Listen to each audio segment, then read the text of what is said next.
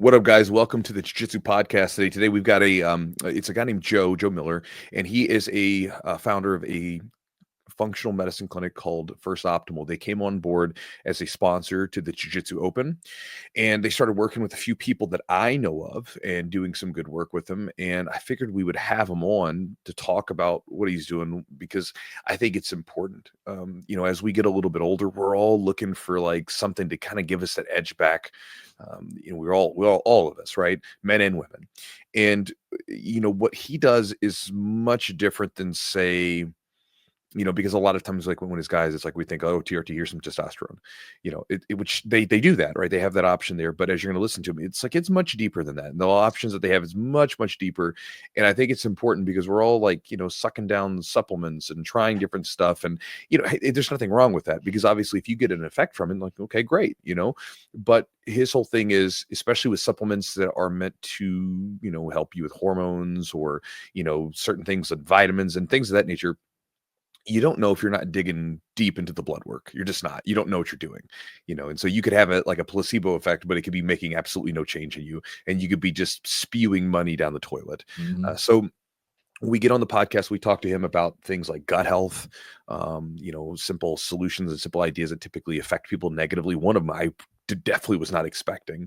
The first one I was surprised me, right? But then he gets into things like obviously things that negatively affect our hormones. We talk about both men and women because my wife, like, she kind of opened my eyes to the complexity of women's hormones and how it's like very underserved in the marketplace because, it just for a long time we just didn't do it, and so a lot of cool stuff on the podcast, a lot of interesting information, and we'll also talk about some of the taboo subjects such as steroids and TRT and things of that nature that like everybody sort of talks about quietly, but very very rarely do we just talk about them openly. We don't necessarily dig deep into it, but we touch on them a bit. But anyway, hopefully you guys learn something from the podcast, get some cool information that maybe can serve you.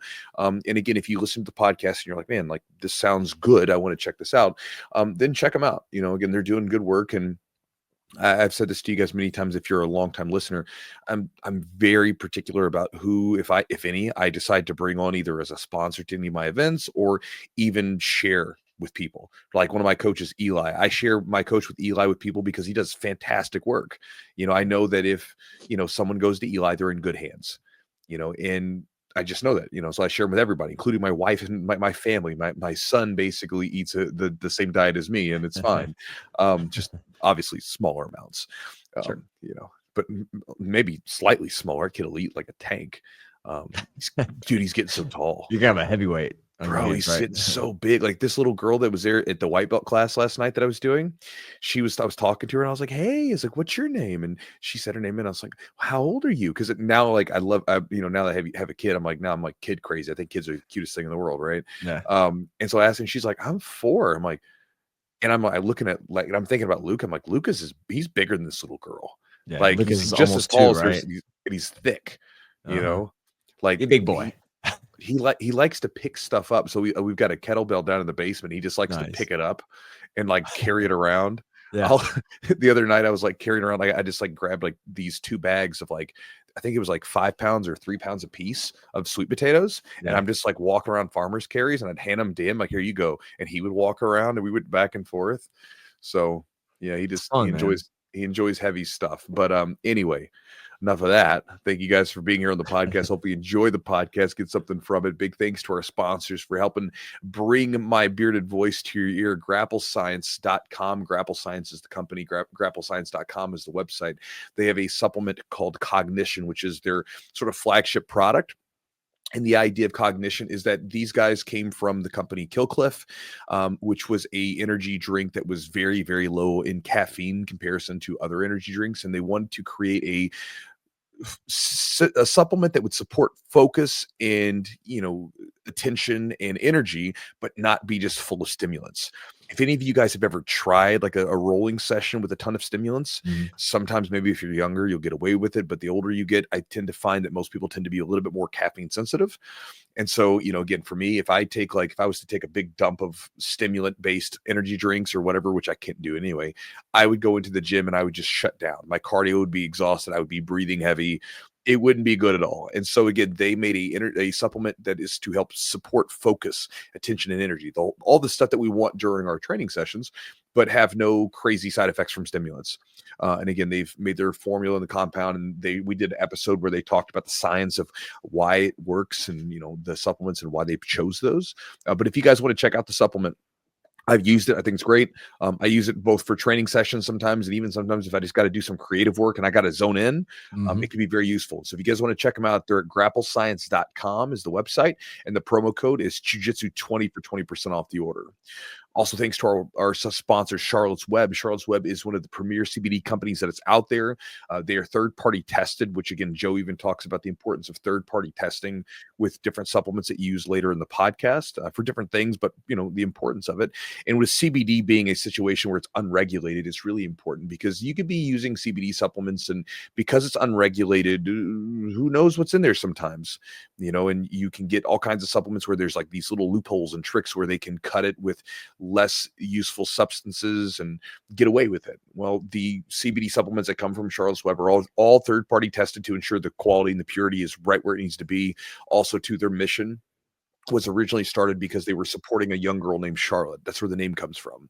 And it was to support her with CBD oil to treat a condition that she had.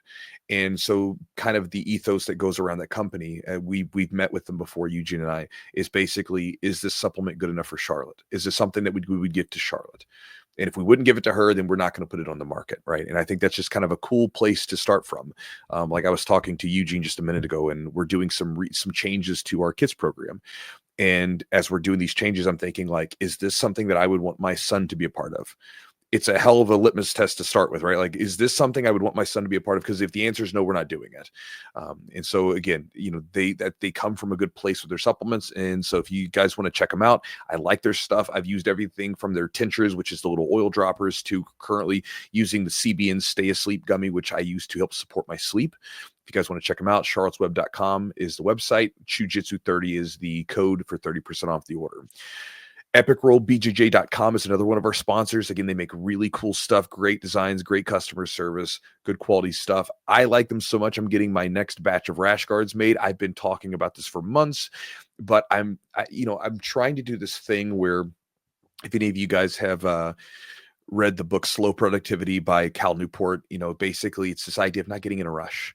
It's like we live in this world of we live in, like, especially for those of us that are in creative work, that work for ourselves, we're in this place where we live in a creative world, but yet we judge ourselves on the output of like an industrial worker, right? Like, where it's like, we got to crank, we got to go.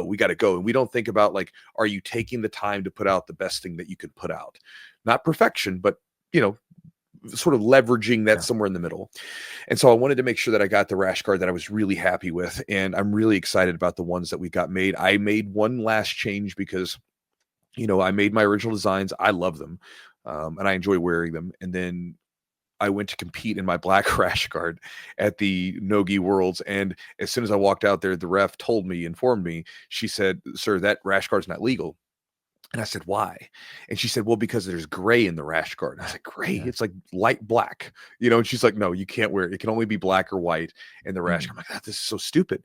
Which again goes back to my idea of the IBJJF. I love the IBJJF. They run a great tournament, but they're like an HOA where they have like so many stupid rules that you love the neighborhood. It's a quiet neighborhood. It's a nice neighborhood, but like you hate all the rules, right? Your trash can has to be put in this specific place by this time every day. Otherwise you have like someone knocking at your door, right? Yeah. So, like, again, they have all these rules. Sometimes I hate them, but nonetheless, I wanted to make sure that there was a black rash guard that would be legal for IBJJF competitions if someone was going to do it. So I had my designer remake one. The design looks great. I'm waiting for the actual, I need to make sure that it looks great in like the paper version, like the mock-up, but I want to make sure it looks good. So as soon as I get the rash guard, which should be there sometime in the next week, as long as it looks good, game on. We're cranking some rash guards for you guys. I'm excited to get them out there. This is our first rash guard batch, like new design in like 2 years. So I'm super excited about it. I hope you guys love it. But again, if you guys want to check out Epic Roll before then, you can check them out at their website at epicrollbjj.com. And the promo code is Chewjitsu20 for 20% off the order.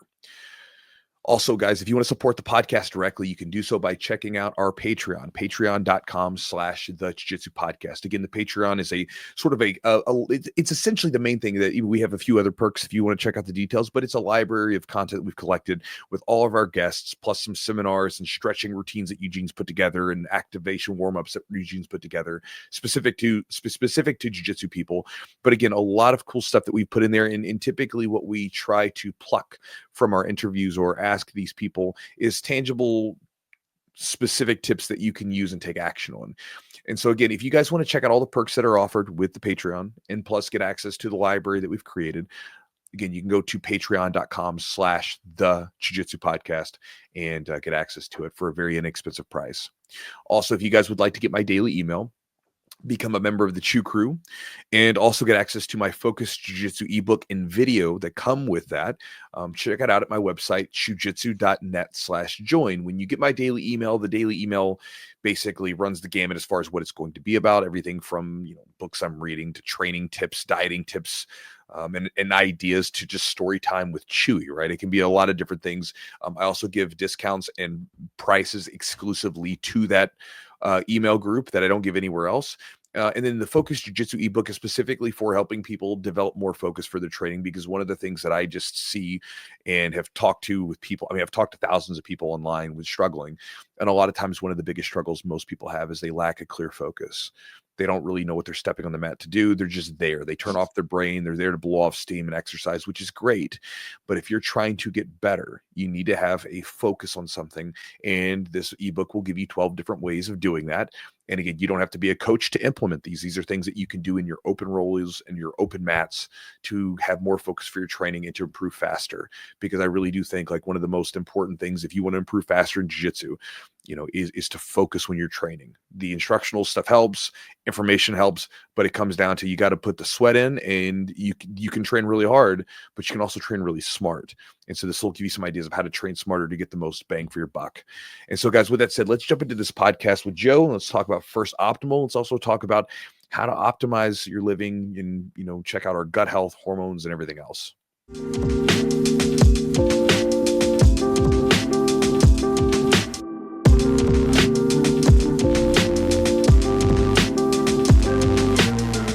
Yeah, so Joe, thanks for being on the podcast here with us, bro. And again, for you guys listening, First Optimal came on as a sponsor to the Jiu-Jitsu Open that we run, and they've helped out a few people that I know of personally. So again, I'm pretty weird about stuff, as many of you guys have known if listened to the podcast. I'm really like what would be apprehensive anytime I sort of say, hey, yes, this is I sort of am willing to talk about this with a person and put their message out.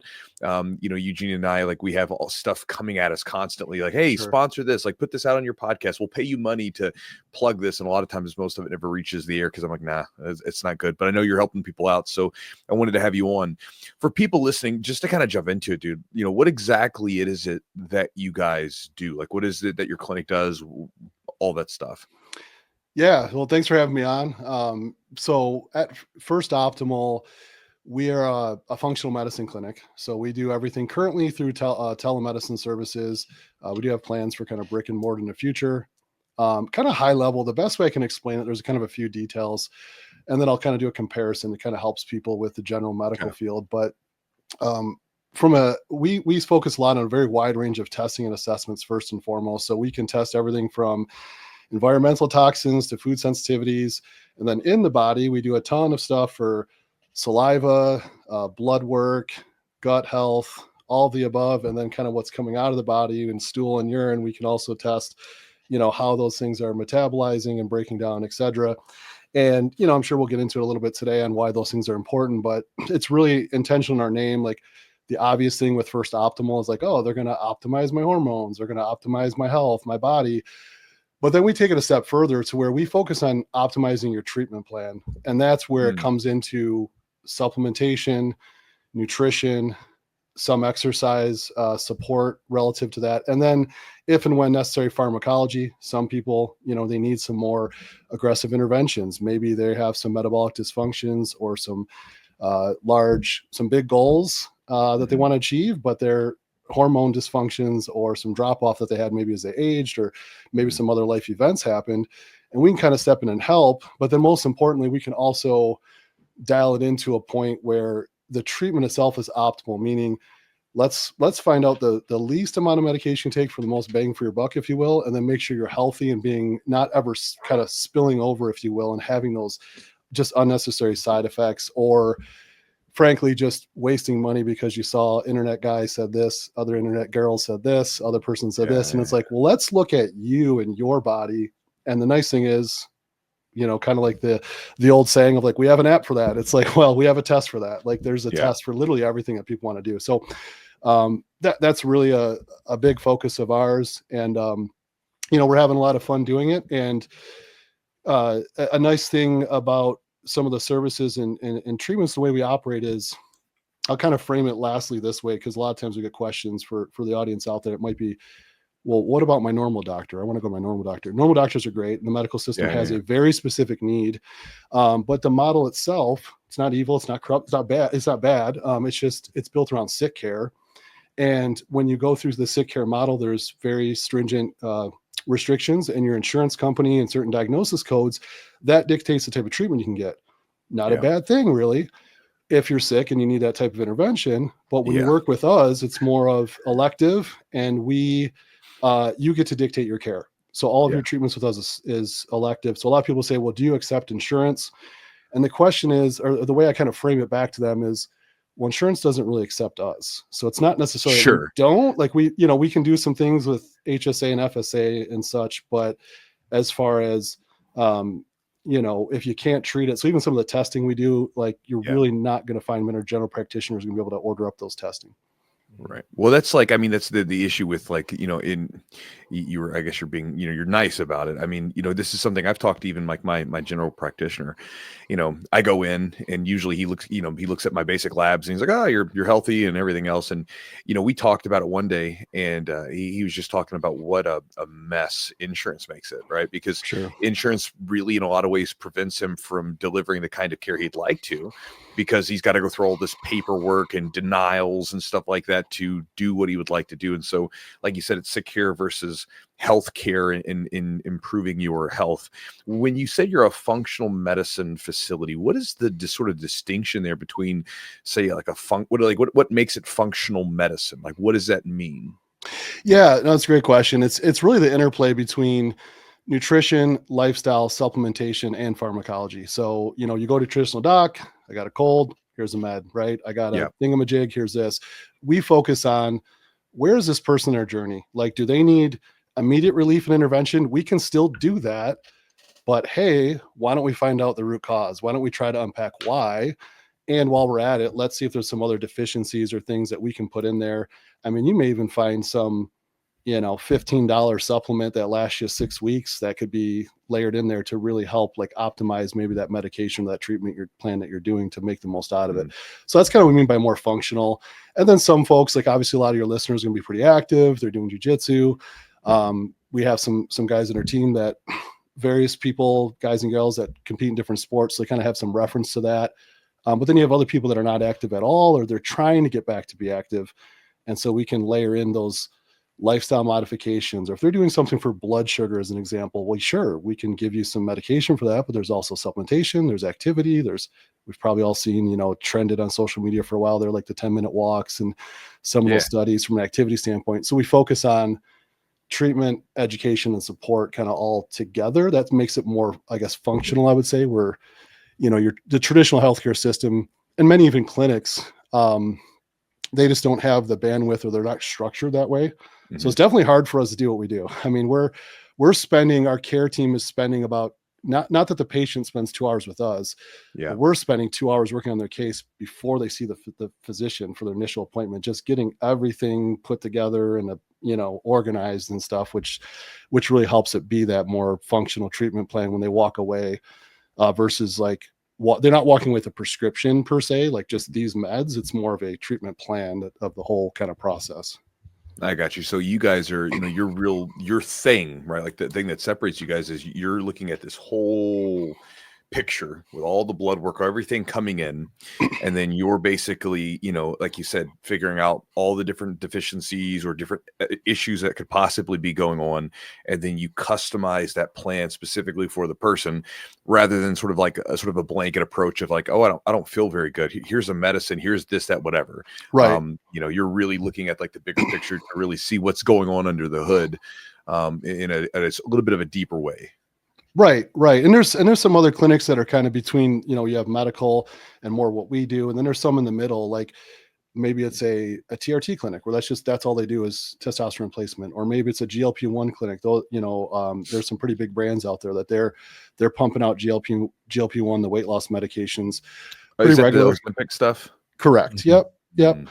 And so, there's maybe some mixed feelings out there. Maybe there's some utility. Maybe it's doing some good for a certain customer base. It's debatable, but I mean, it's the way we see it, yeah, we take a different approach. Yeah, I mean, the issue with the Ozempic stuff is like me and my nutrition coach were talking about this, right? Like, it's not changing your hormones in the sense of like raising your testosterone or boosting your metabolism or anything like that. It's basically just making you eat less. So like, Sure. the basically, you have people that are like, I've tried everything. It's like, well, no, like you just didn't eat, you ate too much. It just is what it is, right? Like, and obviously if you can give people assistance to get that stuff into check, the body's amazing. It's like you just got to give it what it needs to get the job done, and sometimes maybe we give it a little bit too much.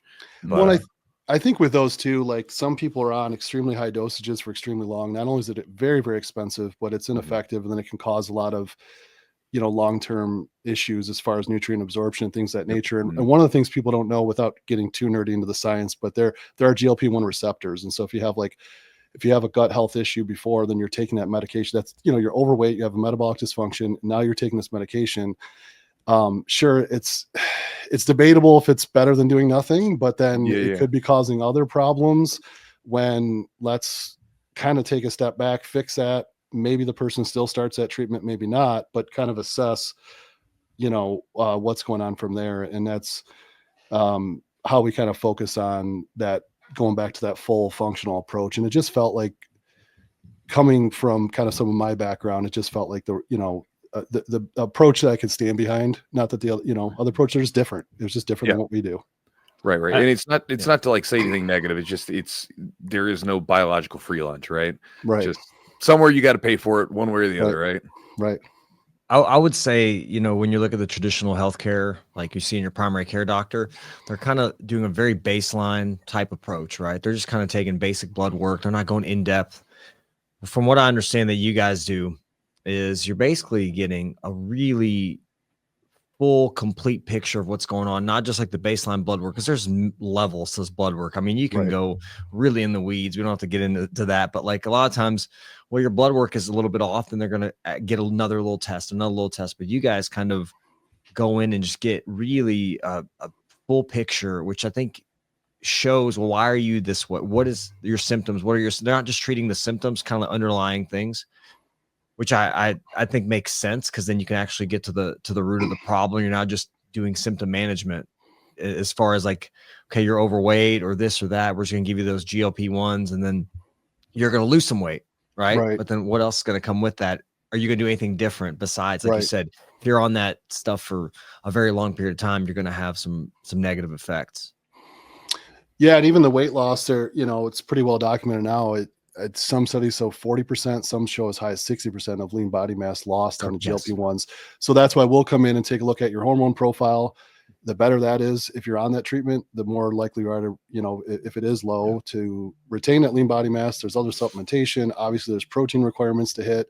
And then, of course, the work, as we were talking about, like just doing some resistance training. Like, and that's even, I have a lot of, some family members that were on it that came to see us because they're like, okay, I'm going to lose this weight. And then everything's kind of sagging off me and I still don't look and feel the way I want. It's like, you still can't get past, you're going to have to do some resistance training. We're going to have to do some things to work on retaining that lean body mass while you're dropping all this weight. So That's right. Well, we'll shift gears and stop ragging on the all the medical stuff and kind of get more into what you guys do. Yeah. Sure.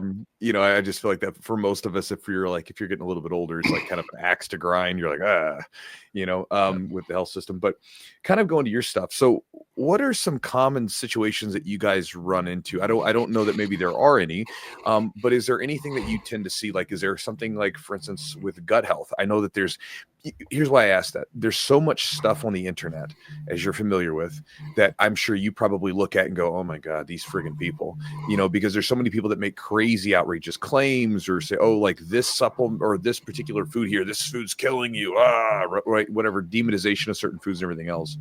Is there anything that you guys, we'll stick with gut health for a second. Is there anything that you tend to see negatively affects gut health or creates problems with gut health? Or again, is that just sort of just dependent on the person?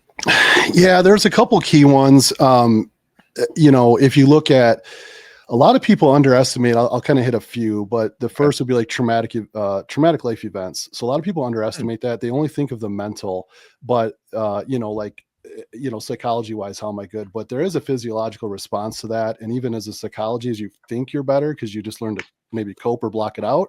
Yeah. A lot of those kind of that really heavy stress response and that stress that can cause a lot of issues downstream with gut health. A lot of what I try to describe, like a good analogy, I think it's a good analogy because I made it up, but you guys can tell me, but I think it's a good analogy. So like if you picture your TV today on the wall, right, like 4K, it's really clear signaling, right? Mm-hmm. So like, you know, I grew up in the 80s, so we remember the like fuzzy TV, the static signaling. What was wrong is the signaling and the ability to transmit that and how clear it came back to us, right? Mm-hmm. It's the same thing with your gut health. It's the same thing with your hormone health, with your brain. Is the signaling damaged, right? So that's kind of what stress does to the gut, is that signaling of how to function, how to break down your nutrients, how to work. If that's that fuzzy kind of signaling, if you will, from like high inflammation and things of that nature, that can happen from traumatic events or stress response. It can happen from excessive, you know, maybe there's drug use in the past, alcohol, painkillers, NSAIDs, things like that. And so those are a lot of them, and it could just happen, you know, slowly over time. And then someone just says, oh, I can't eat those foods anymore because I'm just getting older. And it's like, yeah, maybe not. Let's take a look at that. And so those are some good signs of, you know, how often they're going, you know, what's their bloated feeling. Are you getting pain after certain? That's not normal. Like I found I had a high gluten sensitivity. It was, you know, I just thought it was normal. Like after I eat, I'm just in pain and have a bunch of gas. Like I was in my late 20s, early 30s, like, you know, whatever the case is. So you kind of start to find these sensitivities, and then you can, depending on the person's level of commitment, they can either avoid them or they could potentially treat it. And a lot of it's just that balance of like that bacteria. Do they have some kind of high growth of like a H. pylori, or another thing, a lot of people, it's pretty common out there, is like you hear this term like leaky gut, and it's like this catchy term online, and really there's a very specific way to assess that, and you really don't want to do a lot of guesswork, because you mentioned, you know, what do you see online and stuff, and it's like you got to pump the brakes, spend a little bit of time and a little bit of money in assessing it, because you could spend a ton of money trying to fix the wrong thing or grabbing a probiotic, but really the probiotic, the bacteria that's in there, you actually are high and good in that. So you're just dumping more good in, wasting it. Yeah. So like gut permeability is a really big one too, to where easy way to kind of describe it is, if you look at like the gut junctures, they kind of lock in our stomachs, and that can keep all the bad stuff, the food, the toxins, stuff that's supposed to be going out, that keeps it from getting into our bloodstream. But over time, you can get that leaky gut, as they call it, and that kind of starts to open up. Those things kind of now are getting into the bloodstream. Now you have high inflammation, less performance, brain fog. You're having a hard time focusing. And so a lot of guys will say like, oh yeah, it's just my testosterone. It's like, well, yeah, if it is low, then certainly it's going to help. But like, this could be the other reason, even as much as like, I see it with athletes, like even a jiu-jitsu athlete who's, you know, getting after it X amount of days a week, but they're finding themselves getting more and more sore and harder to recover. Well, it could be gut permeability, could be a part of it. I mean, of course, the training is causing some wear and tear, and there's some other recovery protocols there from an inflammatory response and recovery thing. but it could be also that like your body's like working against that as well. So it's all starting to kind of layer on top. So these are some of the things, these are the conversations we have in intakes with people. Like, what is your level of commitment? We can help them wherever they are. If like, hey, I'm just really basic. Like, I just want the most basic panel, just trying to get a just baseline assessment of where I'm at. We can do that. Or they say, hey, just whatever you find, let's just keep digging, you know, let's figure this out. So we got all kinds of options for different people. What are some good things for recovery as far as like, you know, if you're just starting to feel that, you know, some of us are older grapplers like myself, I'm in my 40s. So I get a little sore, get a little beat up after a tough training session. Like, what would you recommend I start with maybe before I want to reach out to you guys, but like, I want to try some stuff on my own. Like what can I do on my own? Kind of, you know, try to do the things that may help me first and see if that doesn't fix the problem. And if it doesn't, reach out to you guys. What should I do first? Lots of insets, right? There you go. Load up on them. Handfuls. I'm gonna answer your question, but I had the bright idea at 42 years old to get into jiu-jitsu. So nice. I was definitely reaching into the ibuprofen early on and was like, this isn't good. So I had to take my own advice and work on that. Sure. But yeah, I mean, I think I always try to just recommend people. It's a pain in the butt. So I'm real with people. Like, I get it. You're not going to do this all the time, but I tell them first, log your food and your and what you're intaking, like your hydration. Let's just 100%. See, do you have good hydration? Are you getting enough? Do you have enough? You know, everyone knows protein. Do you have enough protein? But also, like, what is your carbohydrate intake like? You know, a big thing with muscles, what people don't understand is, if you ever seen, I'm going to come back to your question, but I'm going to go off on a little bit of a tangent. Sure. But have you ever seen a steak and then you've seen beef jerky? Yeah. Like, they're both the same. Like the one is, let's say they're both the same weight, if you will. If they're when it started off, it was the same. Yes, right. Yeah, that's what I meant to say. Thank you. So the beef is like all the fluids, the minerals, the nutrients, like it's nice and juicy, right? And then you have the beef jerky. Well, if your muscle's like beef jerky, do you think it's going to recover as fast as that steak that has a lot of flexibility and give? So one of the key things with basic physiology is, when you have a good healthy amount of carbohydrates, the carbohydrates that are called glucose in the blood, they're called glycogen when they're stored in the muscle. What does it take to go from glucose to glycogen? Well, sodium is a transport mechanism. So we need sodium to take it from the blood into the muscle. What does it link to? It links to water. That's what makes it glycogen. That's if you look at the molecular structure, like chemistry 101. So like, if we don't have enough of those things, it's fair to assume that we're going to have some recovery issues. Furthermore, with protein, right? I want to say 19 or 20. Someone can hammer me in the comments if I'm wrong, because I'm just going off the top of my head. But amino acids, like, you need all those amino acids present at the cell, at the signal. We don't know when it's going to signal, but there's nowhere someone would win the Nobel Prize if they figure this out. But muscle protein synthesis, when it signals, you have to have all those amino acids in the bloodstream ready to trigger and do its deal to start repairing and rebuilding that tissue. If they're not all present and that signaling happens, the repair doesn't really fully happen. Now, that's on a very, very, very microscopic level. But imagine someone who's under eating protein. So like, a guy's like, bro, I get enough protein. It's like, well, maybe. Where's it from? How often? Like, are you tracking it? Do you really know? So I think starting with the basics would be rest and recovery. Like, what's your sleep quality like? And really just, if you don't know, log that. What is your hydration like? Again, there's things like magnesium, sodium, just I put pink salt in like everything. Well, I was going to say, like, you mentioned sodium and carbohydrates, right? And like, name two other things that have been demonized more than those two, because I mean, like, sodium's like, everybody's could tell, you go to a place, oh, you need to lower your sodium intake because you're going to, like, get your blood pressure really high. And so people start lowering their sodium intake as they're trying to do this hardcore physical activity. And then on top of that, then, carbohydrates were demonized. And I've seen so many people, try to run these low carb diets, and, they swear by them. They're like, no, like, this is a great diet for me, whatever, because they bought into the ideas that have been sold to them by some person online. And then if they actually eat good sources of carbohydrates, I mean, when we say carbohydrates, we're not talking about like eating like ice cream and slushies, you're talking about good sources of carbohydrates. Like, I've had many of my students who've gotten on a good diet with lots of carbohydrates, and then they come back there, dude, I feel amazing. Like, I feel sharp. I feel mentally there. Like, I have energy, all this stuff, just by increasing a little bit of the salt and a little bit of the and a little bit of carbohydrates. But those things have been demonized so much in like just the sort of modern culture. Yeah, and I think a lot of people do see some positive results, but it's more like at first. So it's fine if you're going to do it intermittently or whatever. But again, work with a professional who knows what they're talking about. Right. Doesn't have to be with us, but there's other good folks out there. But mainly, it will help kind of reset, if you will, their insulin sensitivity a little bit. Sure. And they're going to lose some weight, but it's going to be water weight, going back to my example of muscle glycogen, et cetera, right? Like, oh, muscle weighs more than fat. It's like, no, it's the density. It's a pound is a pound, but you kind of get the point. So if the size is going down in the water, but yeah, the source of carbohydrates is really important. I think a lot of, like, I see this a lot with athletes, younger athletes, where they'll be like, coach, because I volunteer with strength conditioning and do some work with our local football program. And I'll be like, coach, I had a protein drink or a protein bar, and I'm going to go lift. And I'm not saying that's bad, Right. but protein is a crappy carbohydrate. So it has to go through a couple different processes. And if you had 100 calories of a carbohydrate before you lifted to fuel your training, or you had 100 calories of protein, about 85 calories roughly of that protein, after it converts to be usable energy, is going to be available for you. So which one gives you more energy for your training? Like, this is just basic example. Yeah, of course.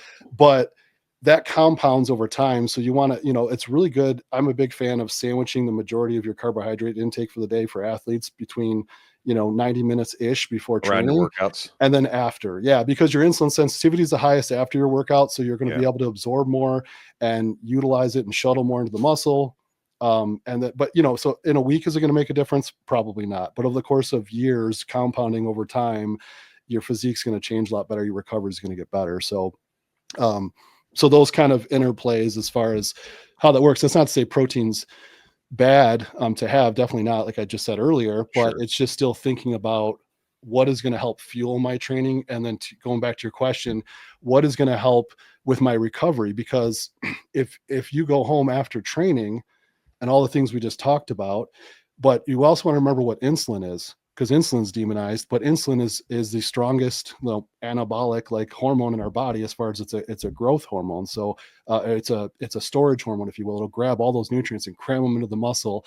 So that's why when we're really sensitive after we worked out and we're drained, it's great to get some good source of carbohydrates, sodium, and fluid in those. And then yes, protein as well. But that would be like the first priority from a performance standpoint around training.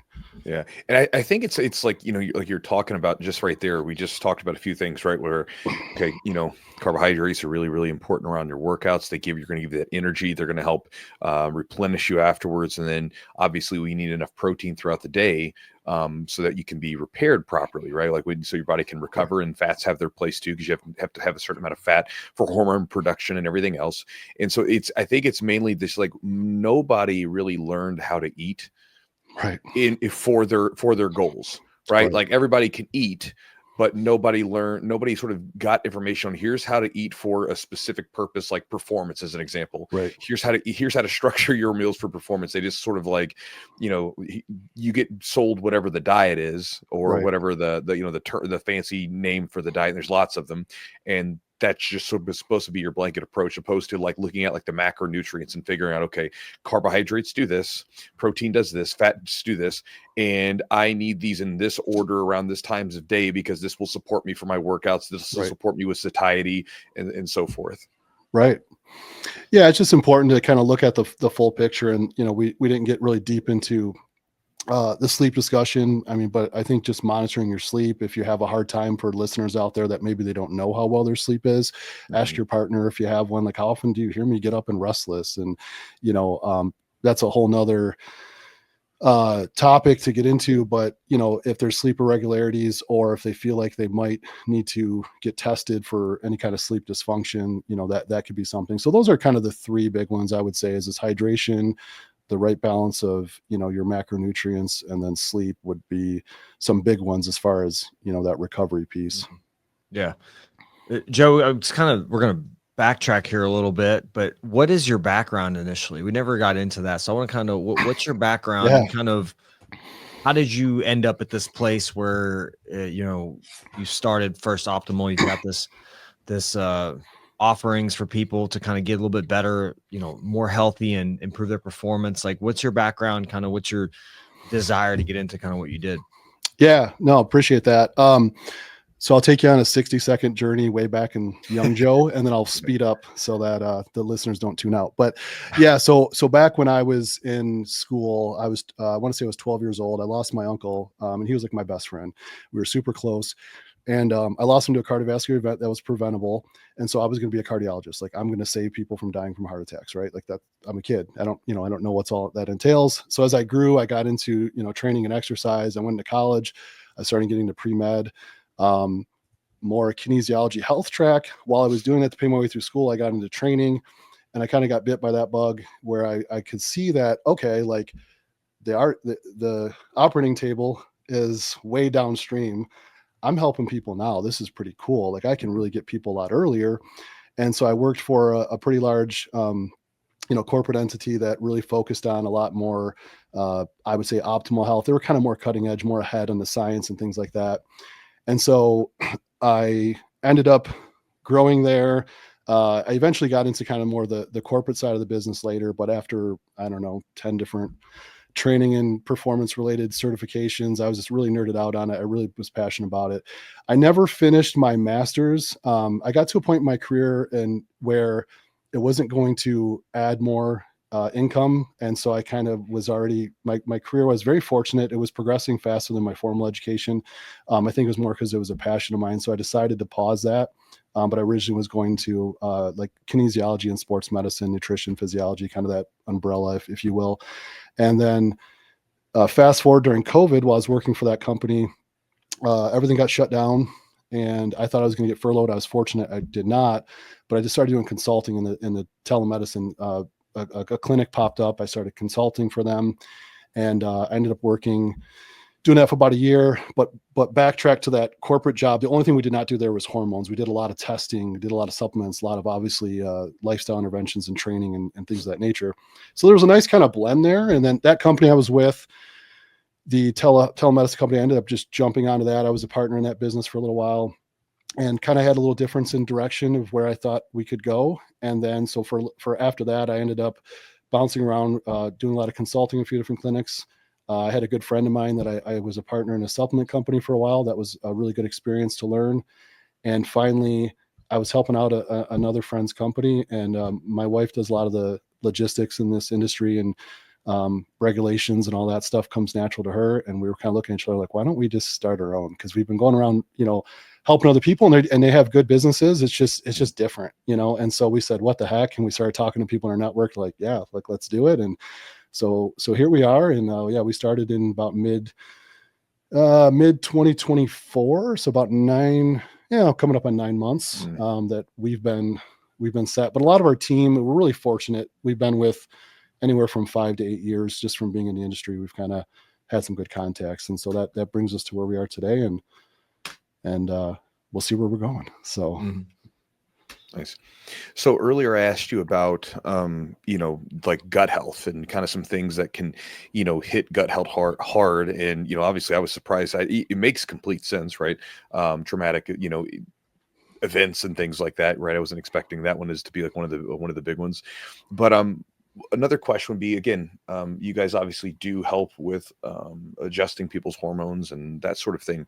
What are some things? I know sleep's probably a big one, because that's something that, like, I think that's something that like a lot of people just sort of undervalue. But sleep and food probably are up there again. But what are some things that you see or notice maybe that are common with some of your clients that sort of just drive their hormones down, right? And then when we were talking about hormones, like, let's say for guys they're just just killing their testosterone. And even for women, like women, a lot of times, my wife, like, she started working with a doctor to, level out her hormones, because she was tired all the time, was feeling, just all kinds of just crazy issues. And I remember she was listening to a female endocrinologist talk, and it was like, for women, it's like they kind of got the shaft on that stuff for a long time, where it was like, hey, if you don't feel good, go have a glass of wine and chill out, right? Like, right. Where with the guys, it was like, hey, we got all kinds of stuff for you guys. Let's, like, get you guys going. But for her, like, she would literally go into her doc and say, hey, something's wrong with me, and he would just tell her drink more water. And at one point, she's drinking as much water as me, which is too much. You don't need to drink as much as me. But maybe some things that you see that affect men, maybe as women as well, that tend to negatively affect their hormones?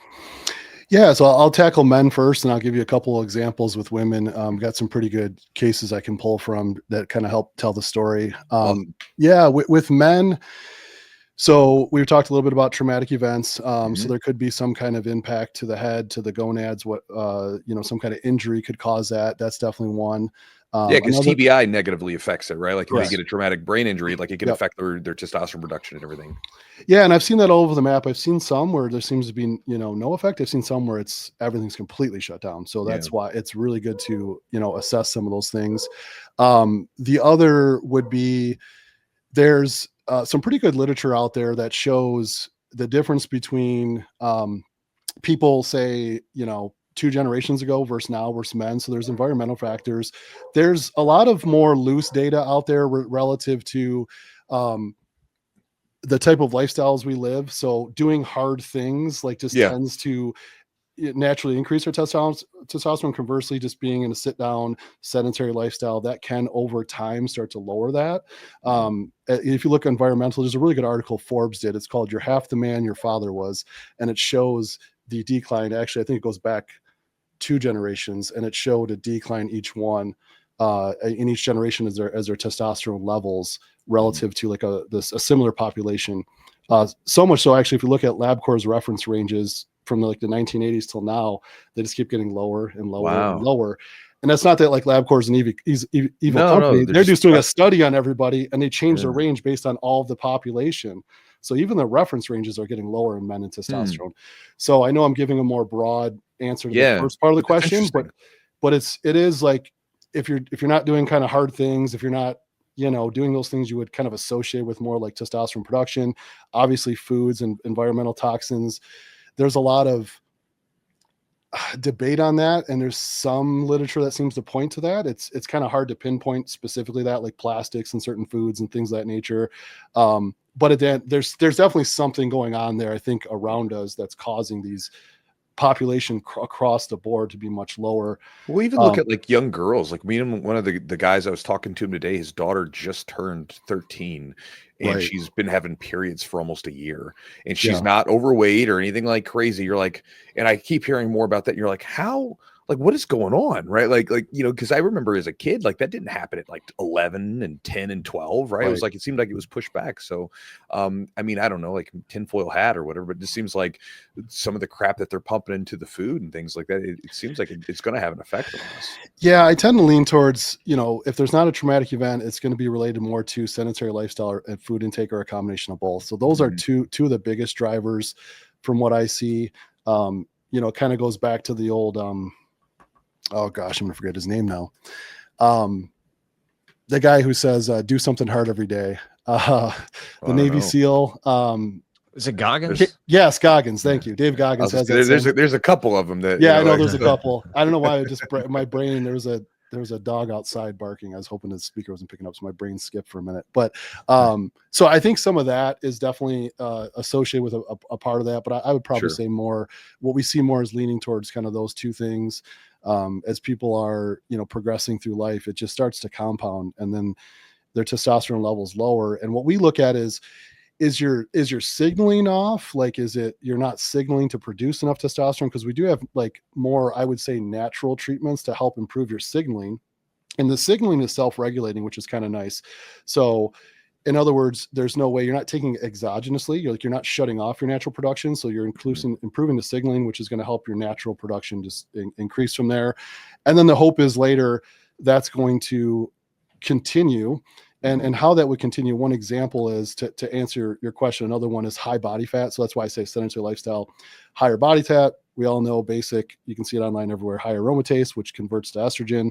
So they have the raw materials, the precursors like your DHA, your pregnenolone, some of these things that are kind of being metabolized into, and then it's picking a pathway in the body, and if those enzymes latch on, it's going to go the estrogen pathway. We've all seen it in puberty, right? You saw the chubby kid in high school who kind of had the little boobies growing Oh and no, the I got patchy it. hair. Oh, bro. So like when I was in school, I developed gyno when I was a kid because I got overweight, everything else, and I developed gyno. Yeah. I still have a touch of it because it developed the glandular tissue. Okay. And so I still have a little bit. It's like one of those things like you can get it removed, I guess, but whatever. Sure. But I developed it when I was going through puberty, and it was a time where at the time my body fat was very high. Right. And I wasn't doing a lot of exercise, and I was eating a lot of junk food, and so go figure.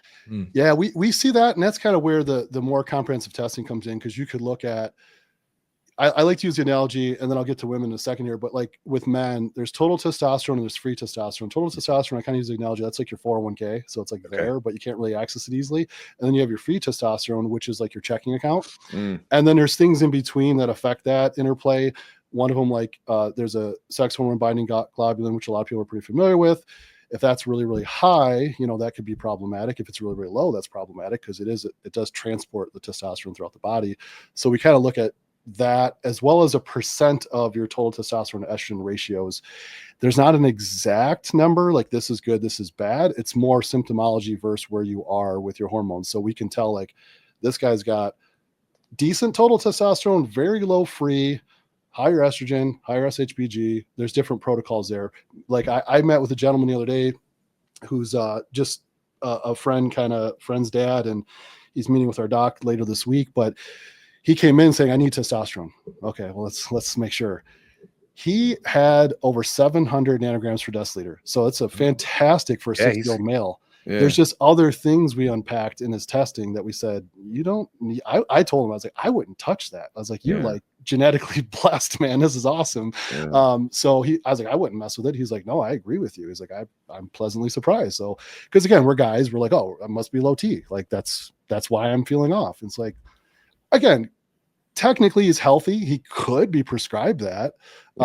He could, but is it going to actually fix the issues that are going on, or is it just going to maybe give him a little bit of a masking agent over the actual deeper problems that are going on? Exactly. Well, and I think this goes back to the idea that a lot of times people just sort of, they hear about something, and then that becomes the solution that they're immediately going to latch onto. It becomes popular, right? So they hear about some guy who had this problem or whatever. No, that must be me. I need that. Give me that. Right.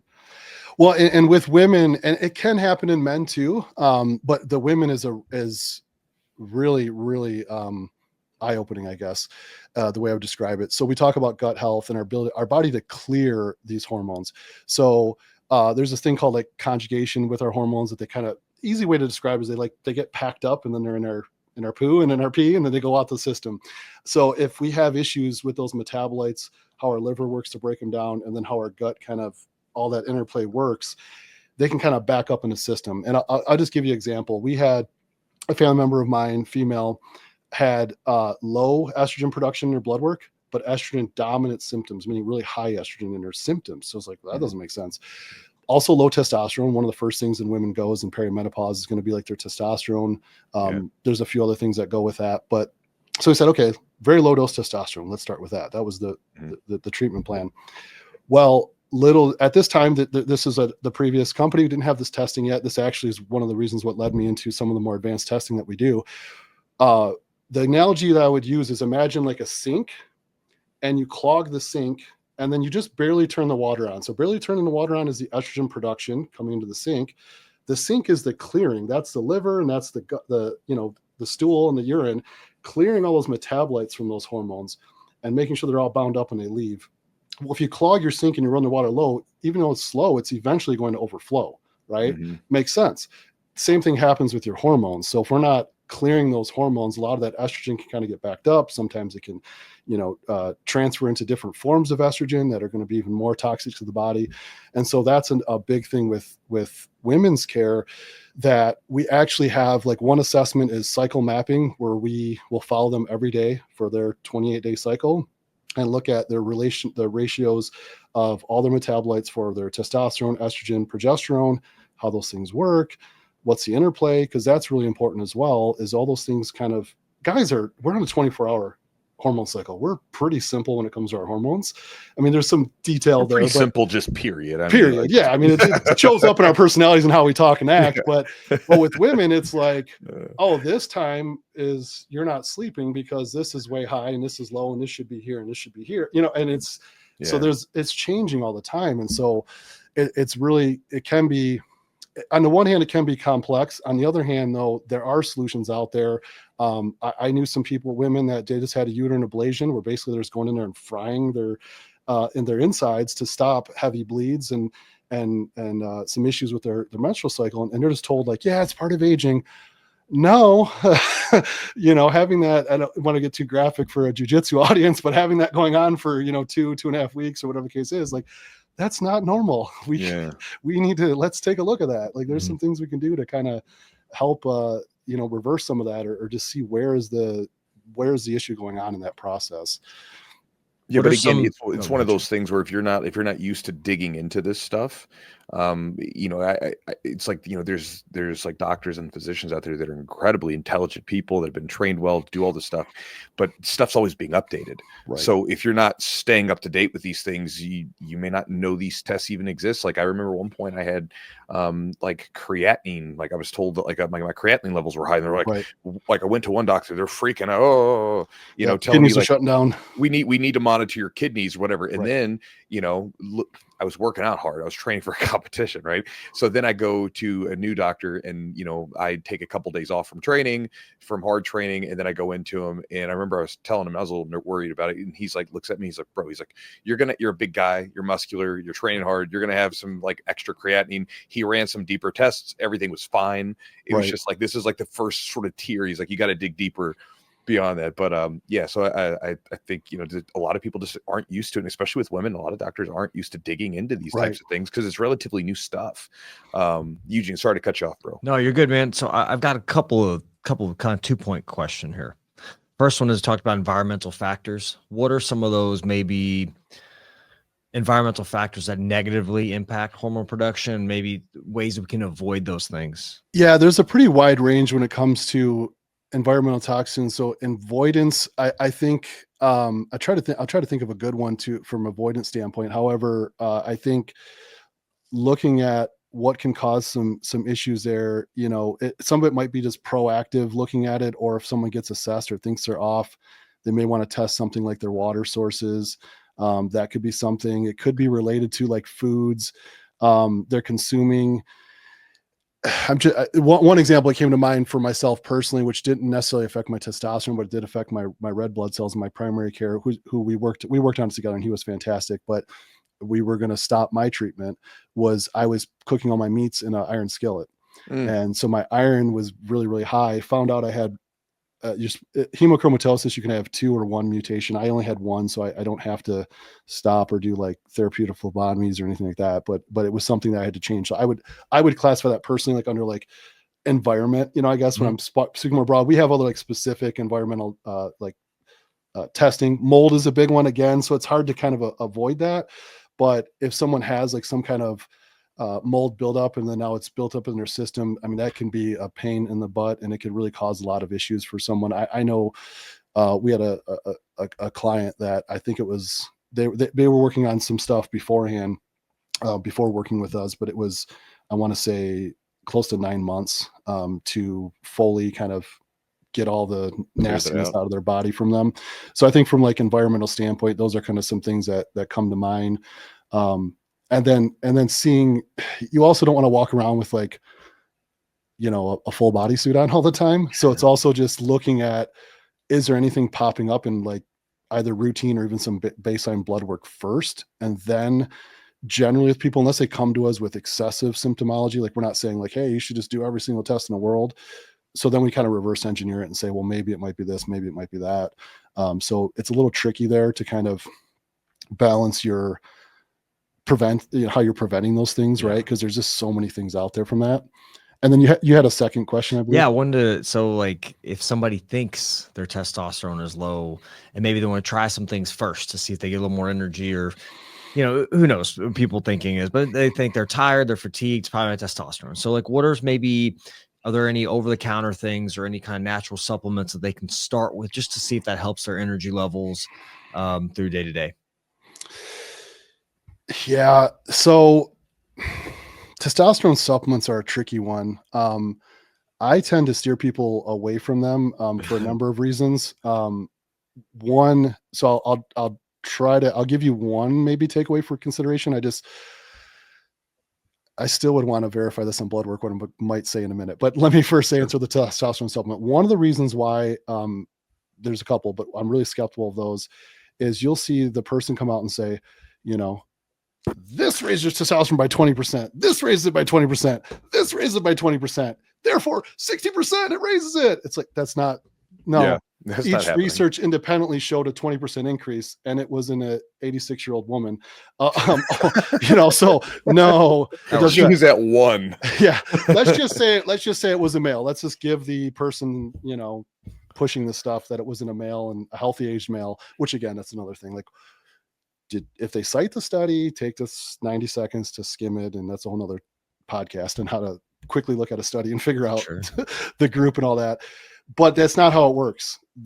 There's no study that shows a compound effect of multiple different testosterone improvement. They're all separate independent studies, and there's nothing that shows if you do this, it goes up 20 and this and this. It may just globally it might be 20%.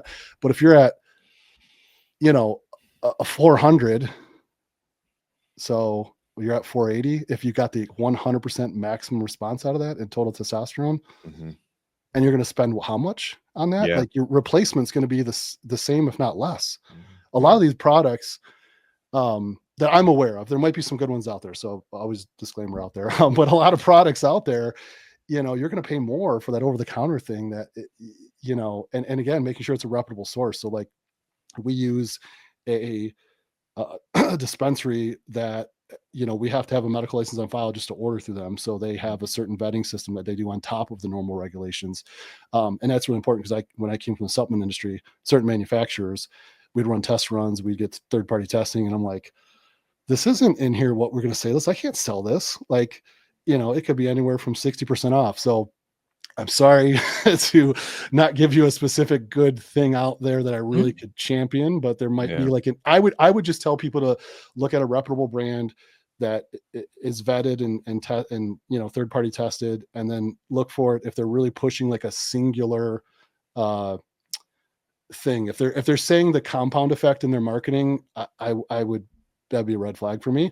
If they're saying, hey, it raises it by 15%, okay, you want to try it, 20, whatever the percent is. But if they're doing this one, they all compound and do that, that's a red flag. There are some other things, like vitamin D actually acts as a hormone in the body. If in whatever it was, someone can fact check me if it was the 20s or 30s or whatever. We just didn't have the technology to know what vitamin D actually does. Otherwise, they would not have classified it vitamin. They just put the word vitamin in it back then. If they knew what it does now today, they would actually call it a hormone.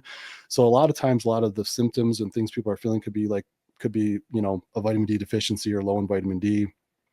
There is some research out there that suggests boron, which is common in like multivitamins, or there's like boron supplements are pretty inexpensive. That can help bind to like SHBG, which will free up your free testosterone.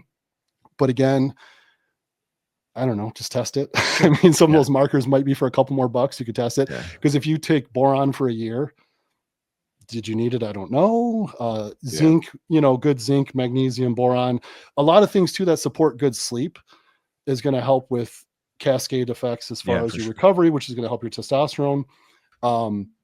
There are a couple other ones out there that there's some good buzz about, and there's probably some efficacy there. But I just see, if you're at the point where you're having these symptoms, just do a test. I encourage even like young, healthy guys, you can find, we have a testing kit we mail to people's house. That's like around $100. It's like, just so and again, go to another company. Of course, we're a for-profit business. We hope you use us, but if not, that's cool. Like, go somewhere and just get tested, so that, okay, when I was 25, this is what it was. Now I'm 45 and I feel like garbage. Oh, this is where it is. Oh, my normal range is not what this range that's this big.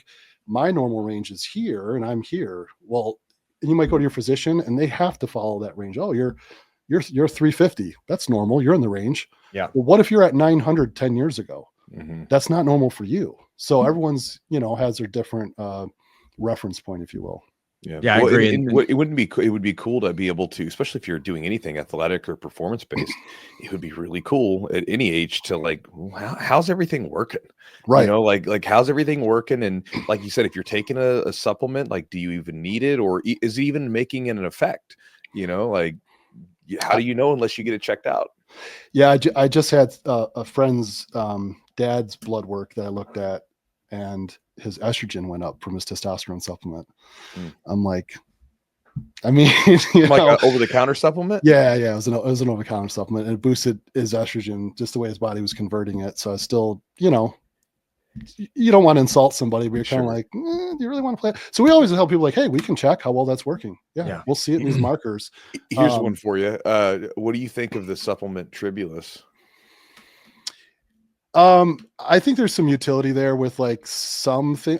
It depends on the company that's marketing it. I guess I guess that's my safe answer. I've seen it with like help with like sex drive and maybe some libido things or erection quality, things like that. But I think if they're claiming it's like testosterone, then that'd be a red flag. Yeah, there's a company that like tried to get us to should have done it, Chewy. Promote them, huh? We should have done it, man. Oh yeah, they were selling it. Like I was looking at this ingredients. It came in like a little box, and it was like a 30-day supply for like it was like $250, and it was like Tribulus and velvet root antler or whatever. Just like, and they, it was basically positioned as sort of like it even like came in like these little vials. You pop open and drink, and it was like oh, this is like your basically testosterone replacement type thing. Like it's going to boost your testosterone. You're like, get out of here, man. Yeah. And with some guys, I'm like, well, if you're going to do that, why not just do like the real thing that's been studied for close to 100 years, right? And have doctors like observe you and just do the real stuff. And like at least our philosophy is every single thing we treat, we run a follow-up panel on. Mm-hmm. So one, that's in my opinion, the ethical thing to do. But two, like the old proofs in the pudding thing, we do like detail, like, I don't want to say detailed, like where people are like, oh gosh, I don't want to ever talk to this guy because it's too much work. But we have a questionnaire to see like, are you feeling better? But then we look at your blood work to say, are those numbers actually changing? So I would encourage people to look at that too, whether, if they're looking into what does the follow-up look like? Even if you're going to take an over the counter, journal or something, like just notate what you're doing to see, hey, if it's working for you, rock on, like keep doing your thing. Right. And then like conversely, I've had guys come in, like I said, there's a guy at the Jiu-Jitsu place where he was all like pumped up, thinking he's gonna have testosterone. He had 800. I'm like, you're a savage, man. You're like in your mid 40s, the 800 nanograms per deciliter. Like you're at literally the top of the reference range. Like same conversation, like legally, like you're healthy enough where you could go on replacement, but what are we replacing? Like you're in a fantastic spot. And we found some other things that could help them, but you just never know, I guess is my point. There's just different people out there with different levels.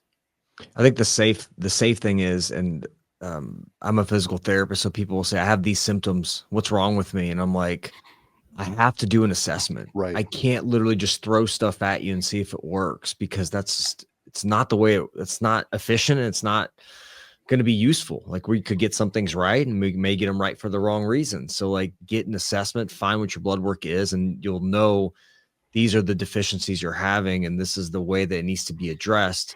It's not like, I know I ask you some of these questions, but it's really hard to answer if like, because you don't have the blood work in front of you and you can't necessarily see in depth what, it could be you have enough testosterone, right? But it's just, you're not using it. It's not being used in your body the way, or your body's not absorbing it. So I want to ask you one thing, and we talked about like nothing is without some kind of counter effects, I guess. What are maybe some reasons testosterone may not be beneficial? Like, for example, like what are some maybe negative effects someone could have essentially, because there's always a risk to everything.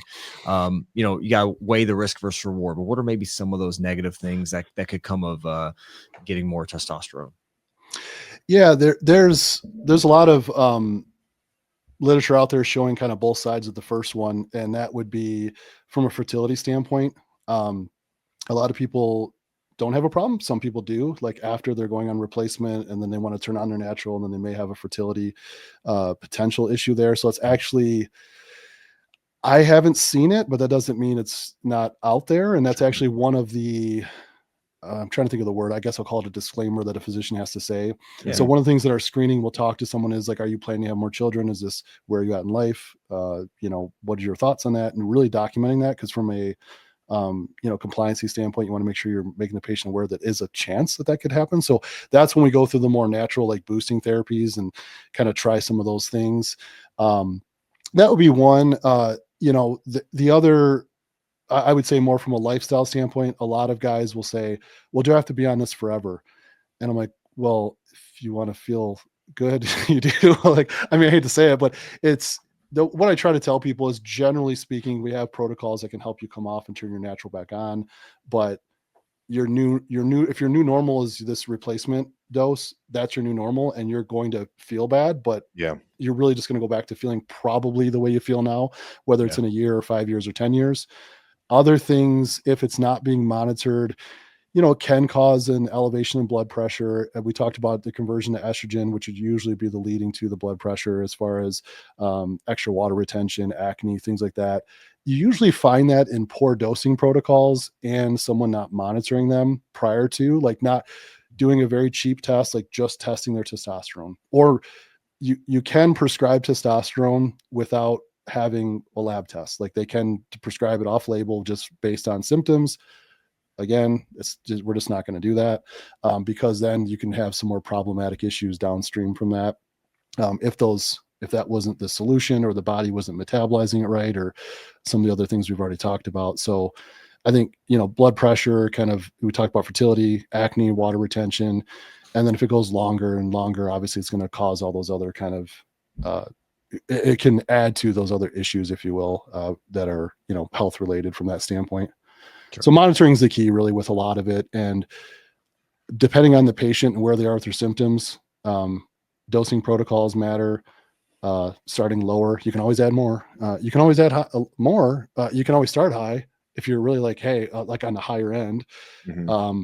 But then let's just pull your labs and test you. If they're like, I just want symptom relief bad, like, okay, well, we could start there.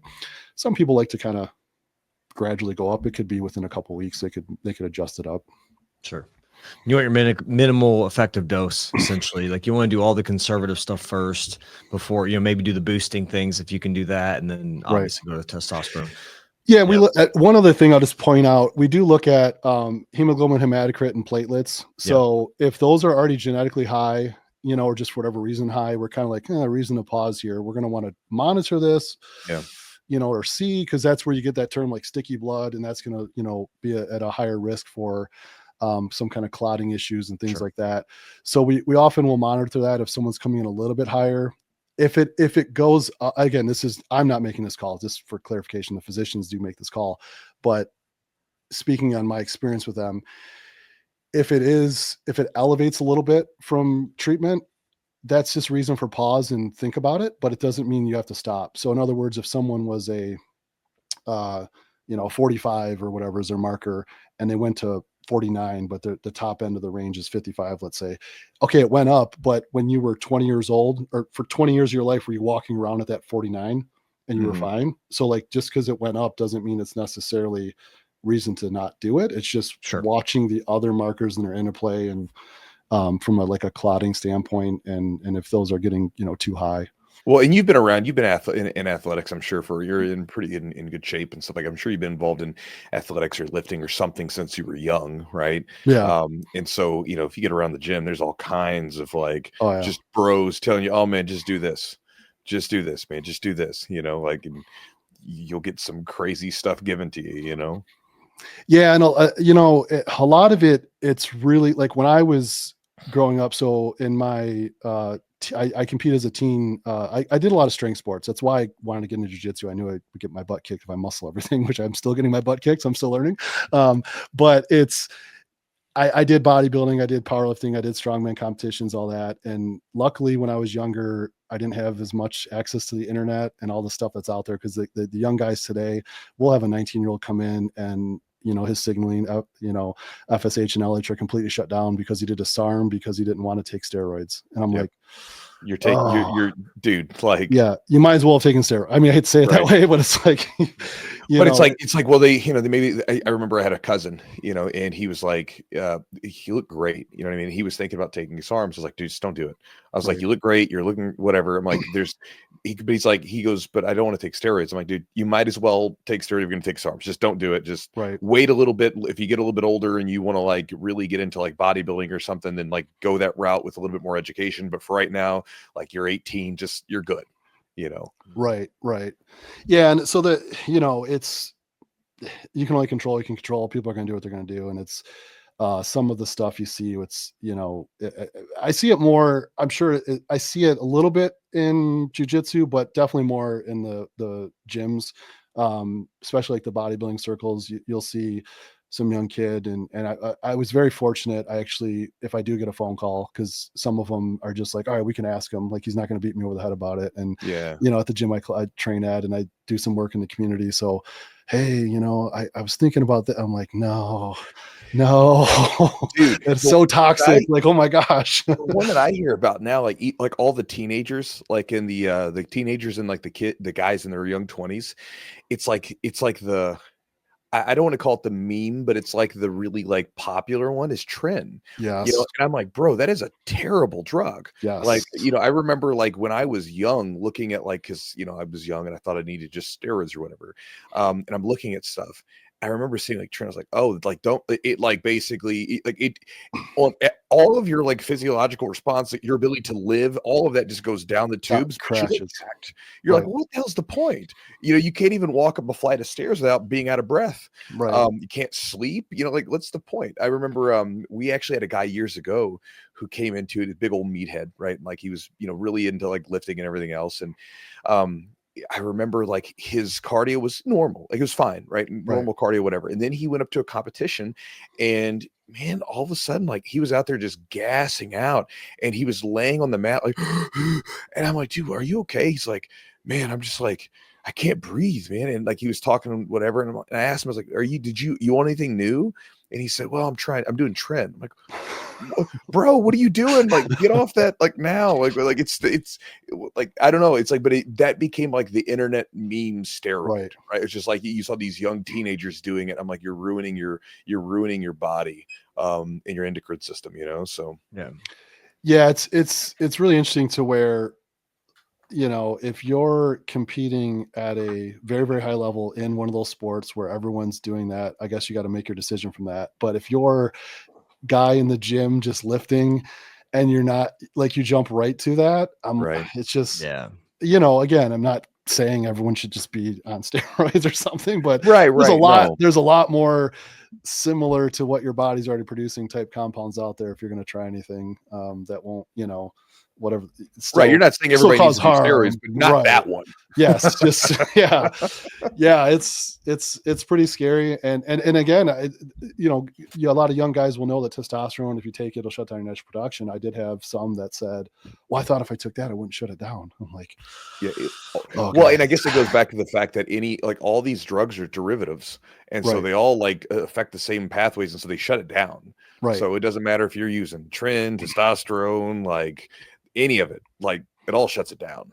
Yeah. Once you get to a certain saturation point, at least from like a health and performance standpoint, like I said, I mean, the risk reward is just so far off. It's because there was a coach that combat sport coach that was talking about a couple different compounds. Some of the guys I heard about it at the gym I train at, and I was just like, no, does he, like, just Google like pharmacokinetics, like, and just look at what it's, as you mentioned, it was a derivative of something else. And I'm like, you don't need to do all that. Like, what, first off, if you're going to do it, whatever, but like, you don't need to do those three different things together, because those other two are in a form that the body puts a way higher stress in the body than the one that's you were originally thinking of doing.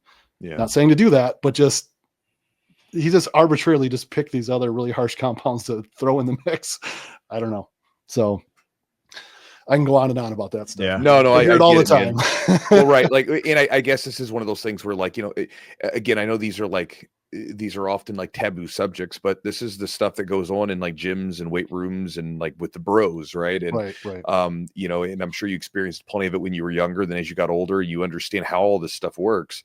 You're looking at it going, ooh, buddy, like you're just looking at it there. And, it's just one of those things where, again, it's not encouraging anybody to do anything, but at the same time, if you are going to do something, you would like someone that knows what they're talking about. Right. And if, like, say, for instance, if you're a black belt in jiu-jitsu, that's fantastic, but that does not make you a knowledgeable, reputable, like, source of information for this particular area. Not saying maybe Right. you aren't, maybe you took the time to do it, but if you didn't put years into studying this stuff, then maybe you shouldn't dish out that kind of information to people and maybe send them in a different direction to someone who does know what they're doing.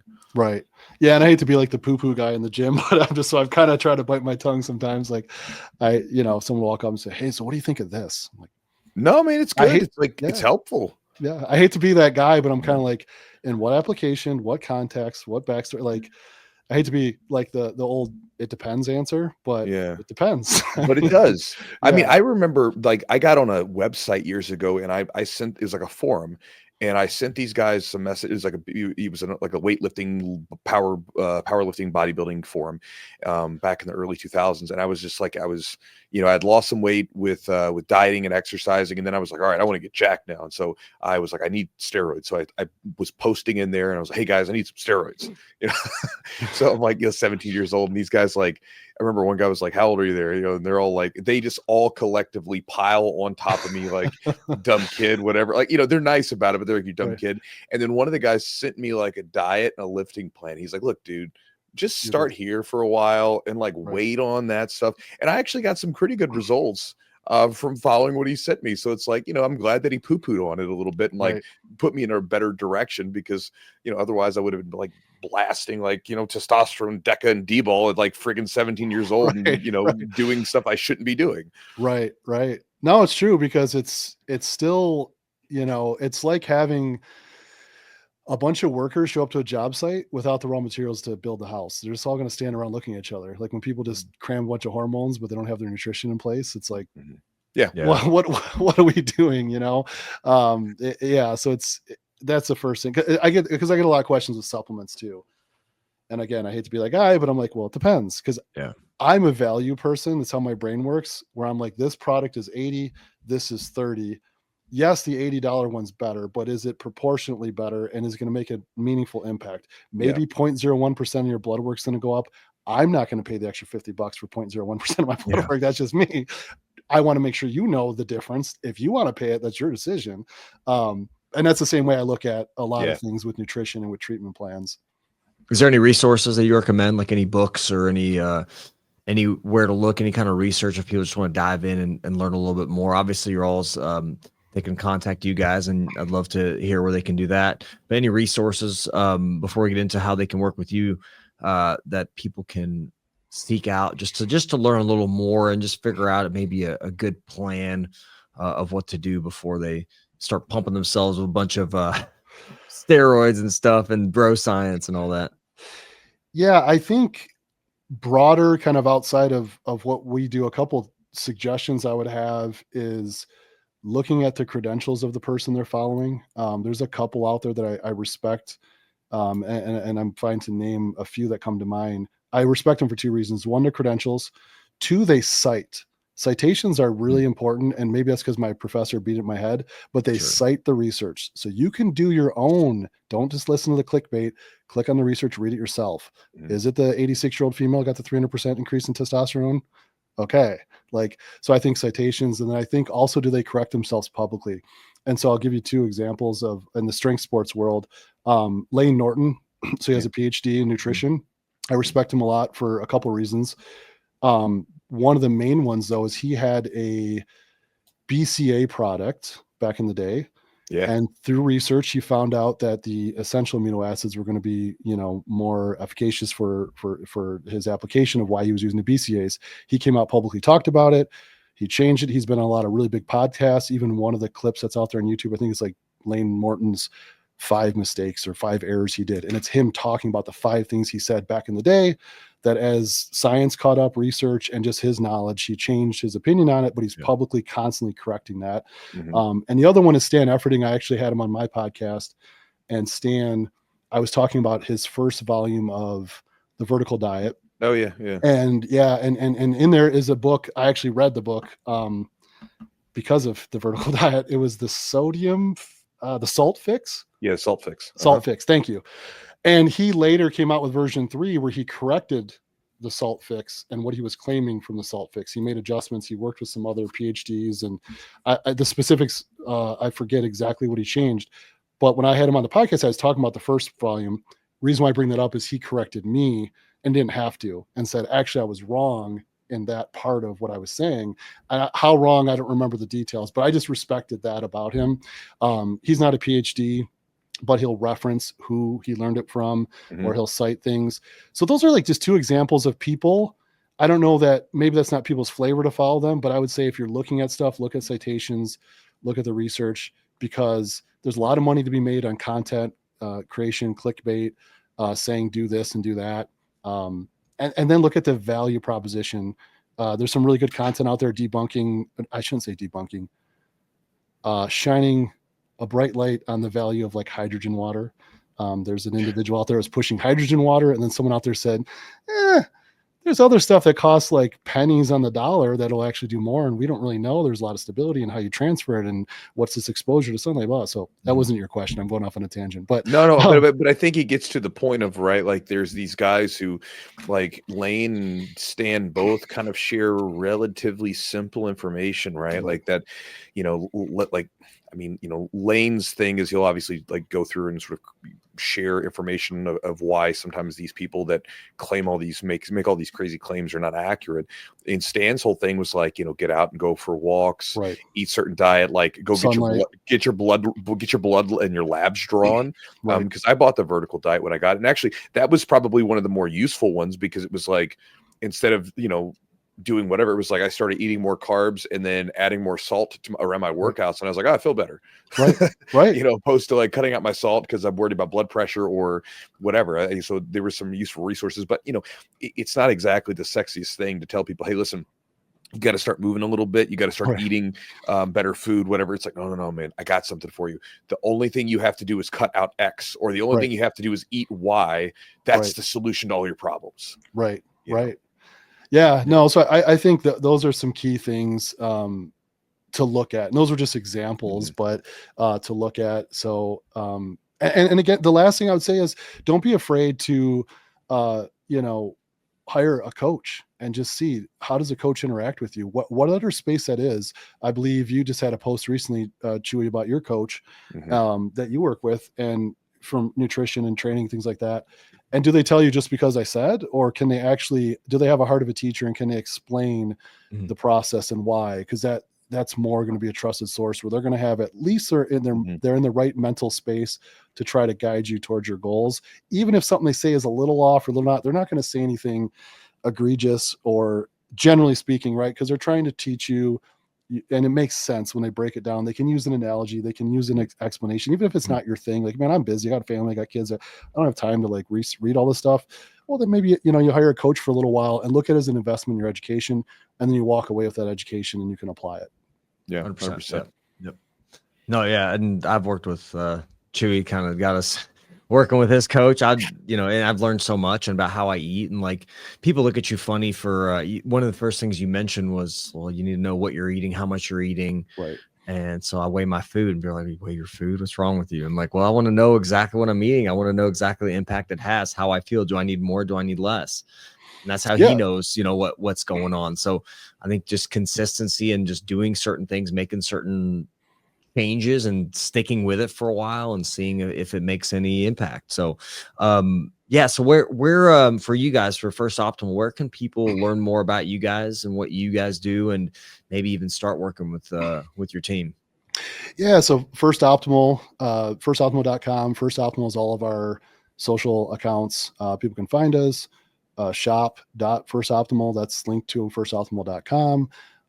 Mine's a really, really creative name. I came up with it. It's Joe Miller is my social media, and then 10 for First Optimal. So pretty easy to find me on Instagram, and all the other platforms. So we're out there on everything, and we do blog posts as well. We also have a podcast that we're a couple episodes in.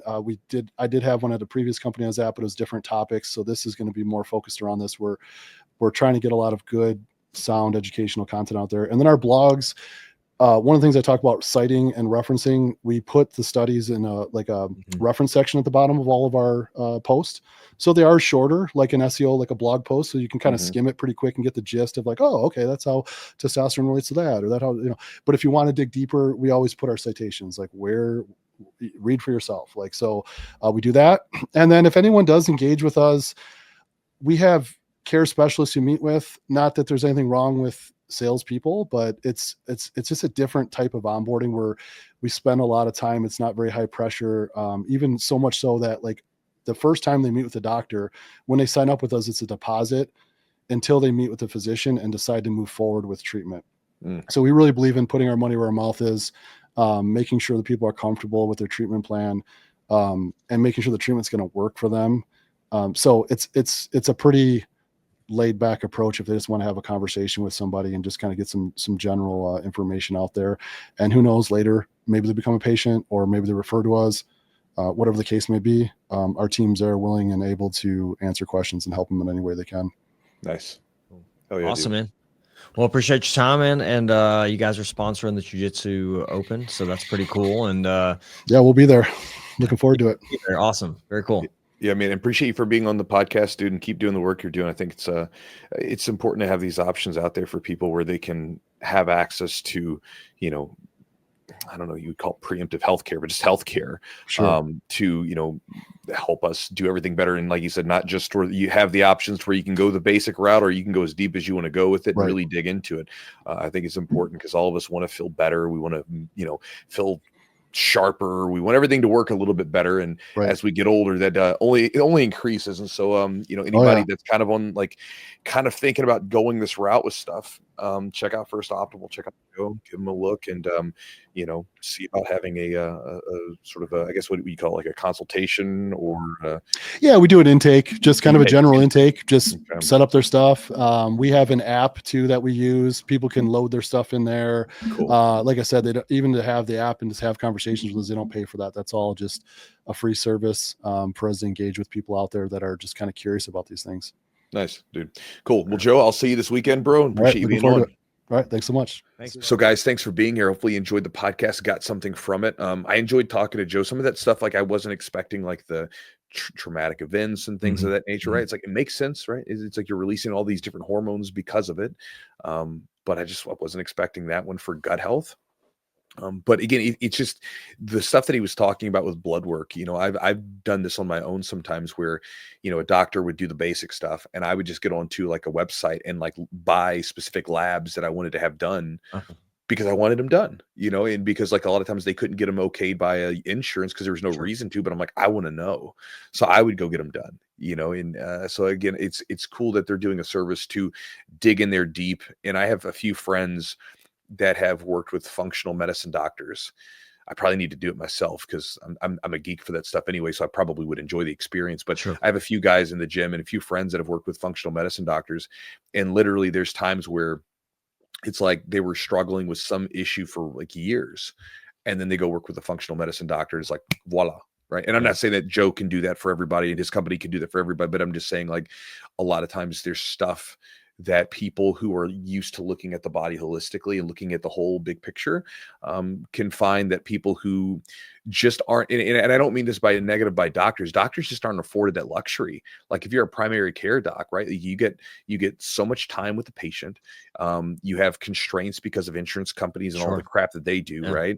And so, you know, you're limited because like I said, my primary care doc, great guy, and he's knowledgeable, but sometimes there's certain things that he can't do because of he's being essentially hamstrung by these friggin' giant insurance companies.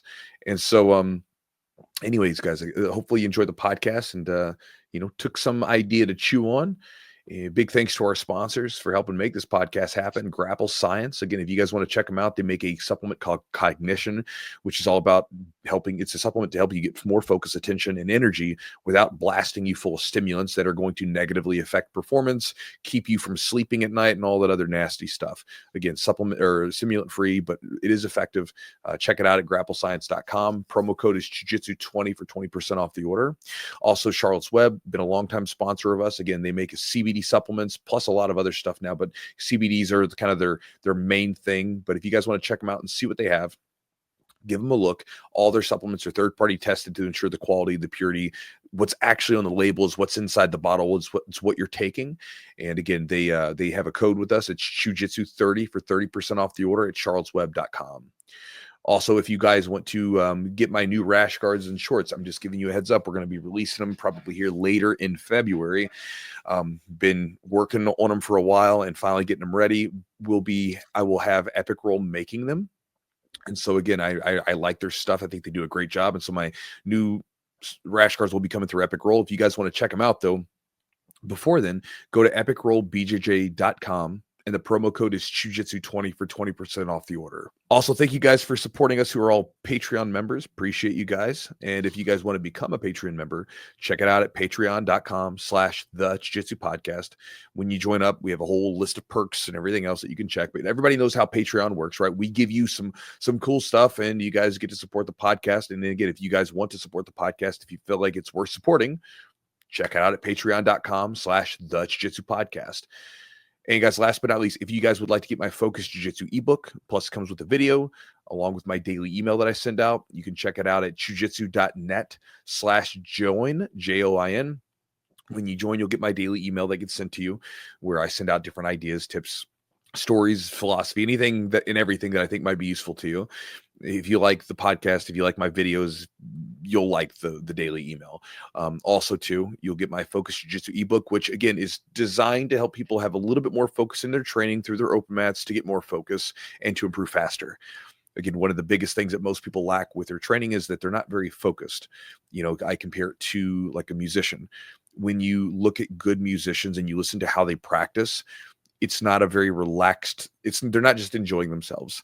It's not like, oh, I'm just playing music, right? It's very focused on like this part of the song is very hard, or I'm trying to increase my speed with playing the song at this rate or whatever. It's a very thoughtful approach. And a lot of people aren't very thoughtful with their training. When they get into those open rolls, open mats, they just kind of go with the flow, see what happens. And in that sense, you're more performing rather than actually practicing. And so practicing means we need to have a certain level of focus on what we're trying to improve. Now, there can be good sides to both. But again, if you're trying to improve faster, you can do so with focus. And if you don't have a gym that's actively doing a ton of situational training or positional sparring, then your best bet is to get into the gym during your open rounds and your open rolling and to improve or sort of put a bit of focus in there. And I show you 12 different ways to do this in the ebook. You can get it at jujitsu.net/join. So guys, again, thank you for being here. Hope you enjoyed the podcast. And, that's that. So we'll talk to you next week.